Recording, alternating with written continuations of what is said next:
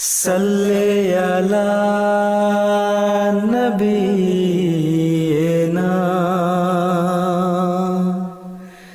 Salli ala Muhammadin.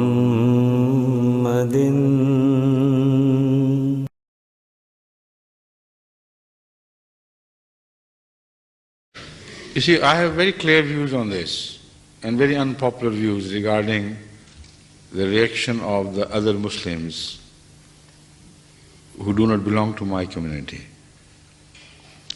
You see, I think it's simply a question of Muslims or Hindus or Christians or whatever they be.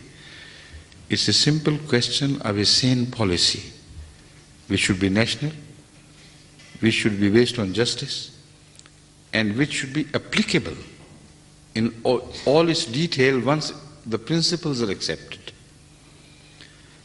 Now, if any government accepts the responsibility of teaching religions in the secular education, then they will open a Pandora's box which they will never be able to shut again. More snakes will raise their heads from that box. More problems will keep on cropping up and propping up.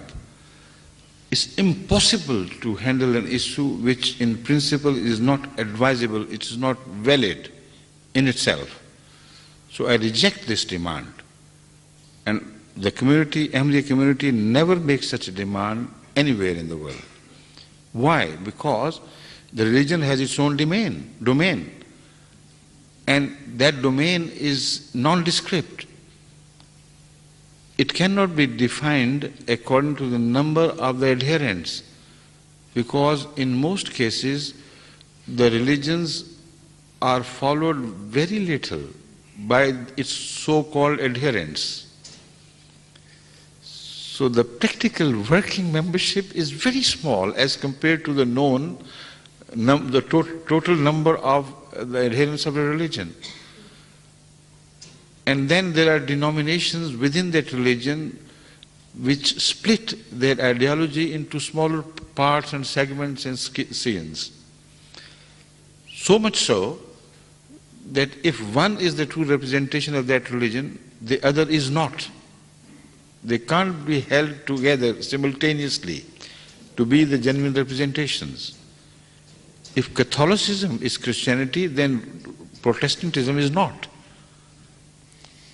I mean, there's so many examples. Christian church was divided into 700 some churches during the history. And many of them have become obsolete and ultimately, they died out. But still there is a large number of churches. What will be taught by a government, even if a government takes up the responsibility of teaching Christianity?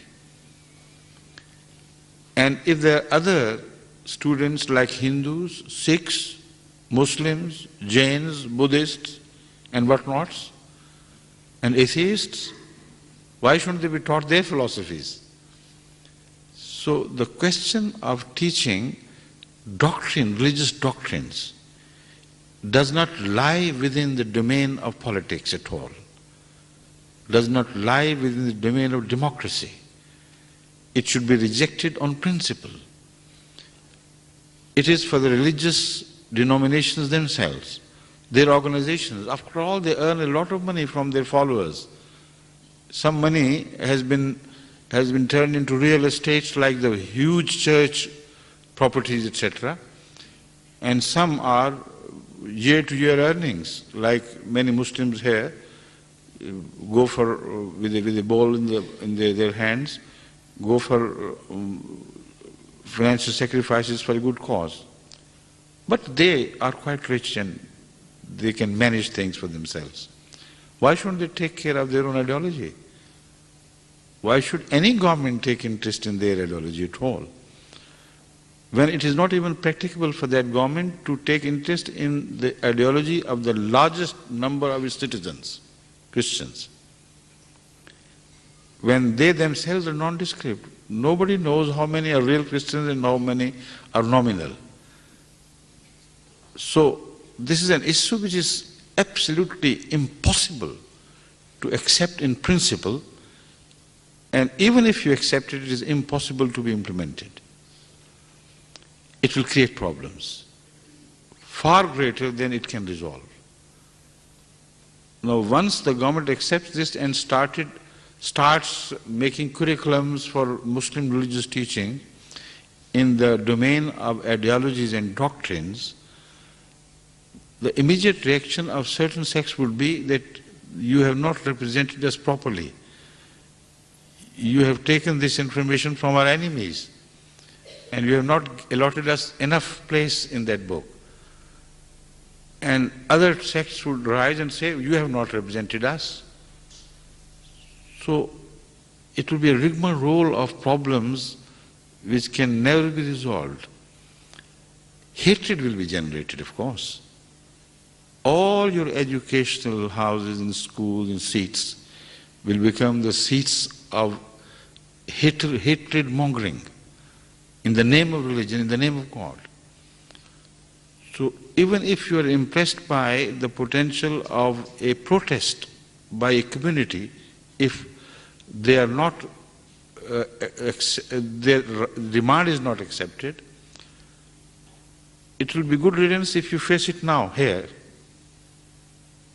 and have done with it forever. If you accept that demand, there will be no running away from it afterwards. What is far more essential is the moral teachings of religions. It is that which is lacking. It is that which brings peace. It is that which is universal in its character. Even if you introduce Christian morality to the degree that it is understood by some scriptures, if you are stricken on one cheek, offer the other, no sane man can take exception to that. Why do you have done that? It is good. It is more sacrificial. So moral teaching of all religions is universally acceptable, because here the criterion is conscience. So I insist that moral teachings should be introduced because we need them so much.